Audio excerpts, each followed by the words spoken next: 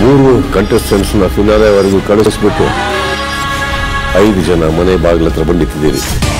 Double eviction ಆಗೋದಂತೂ ಹೌದು. ಇವತ್ತು ಒಬ್ಬರು ಹೊರಗಡೆ ಬರ್ತಾರೆ. ನಾಮಿನೇಷನ್ ಇರೋ ಕಂಟೆಸ್ಟೆಂಟ್ಸ್ ಆಕ್ಟಿವಿಟಿ ಬರಬೇಕಾಗತ್ತೆ. ಅದರಲ್ಲಿ ಒಬ್ಬರು ಈ ಮನೆಗೆ ವಾಪಸ್ ಬರಲ್ಲ. ಸೂಟ್ ಕೇಸ್ ಒಳಗಡೆ ನಿಮ್ಮ ಭವಿಷ್ಯ ಇದೆ. ನಿಮ್ಮಲ್ಲಿ ಇವತ್ತು ಒಬ್ಬರು ಪ್ರಯಾಣ ಮುಗಿಯುತ್ತೆ. Please open your suitcase. ವಾರದ ಕತೆ ಕಿಚ್ಚನ ಜೊತೆ ಇಂದು ರಾತ್ರಿ 9 ಗಂಟೆಗೆ.